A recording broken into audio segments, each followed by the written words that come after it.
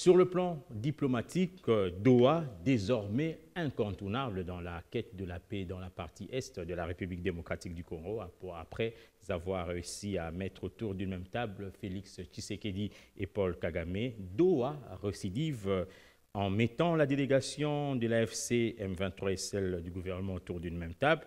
Bien que les détails de cette dernière rencontre n'aient pas filtré dans la presse, la capitale qatari se positionne désormais comme médiateur dans cette crise. Que reste-t-il alors de Luanda et Nairobi, deux processus fusionnés sur décision des chefs d'État et de gouvernement de l'EAC et de la SADC?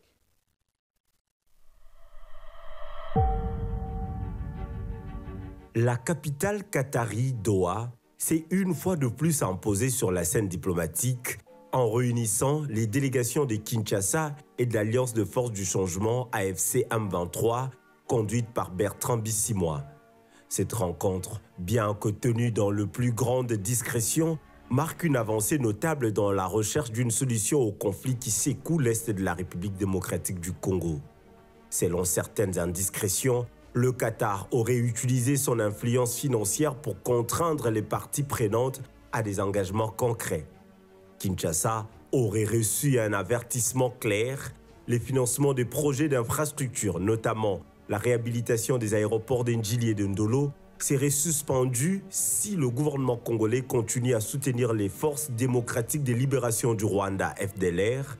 De son côté, Kigali aurait été sommé d'ordonner un cessez-le-feu immédiat et de retirer les forces de défense rwandaises du territoire congolais sous peine de voir Doha mettre fin à ses investissements au Rwanda. La RDC se trouve dans une position de faiblesse par rapport à ce qui se passe à l'est de notre pays. Alors, il est plus sage d'aller par une voie qu'on peut relativement contrôler, et c'est la voie diplomatique, puisque sur le terrain, notre armée n'est pas vraiment prête à confronter l'ennemi comme laisser le commun des mortels. Et c'est pourquoi opter pour les négociations directes avec le Rwanda n'est pas une mauvaise chose.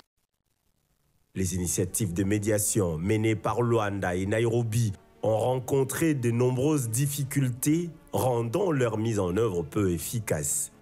L'envoyé spécial désigné par l'Union africaine a même renoncé à la complexité du dossier.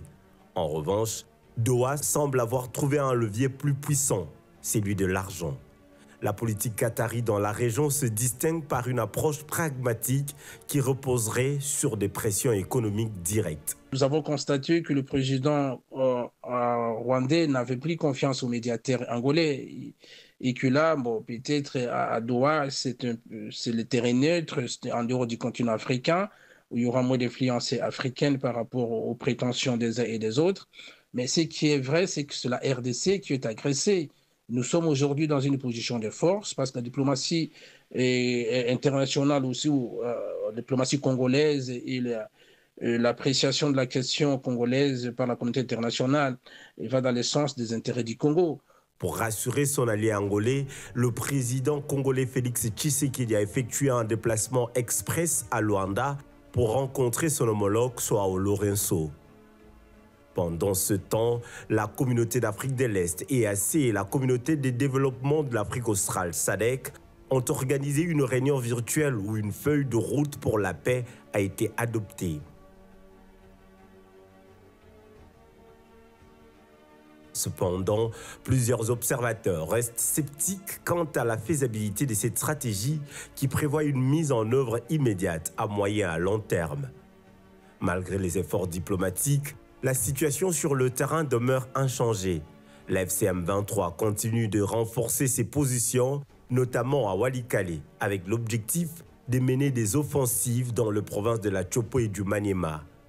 La représentante du secrétaire général des Nations Unies en RDC a confirmé cette menace lors d'une réunion du Conseil de sécurité des Nations Unies, au cours de laquelle Kinshasa et Kigali se sont mutuellement rejetés la responsabilité de l'escalade des violences. La situation humanitaire dans les provinces de l'Est reste critique, avec une augmentation dramatique des besoins.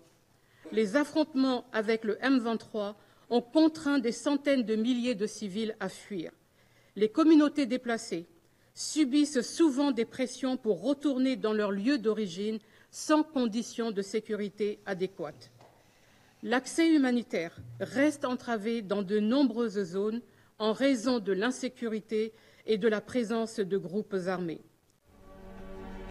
En défiant les règles classiques de la diplomatie, Doha se positionne aujourd'hui comme l'un des derniers espoirs pour une médiation internationale efficace en RDC. Reste à savoir si la puissance financière qatari suffira à imposer un cessez-le-feu durable dans cette région en proie au conflit depuis plusieurs décennies.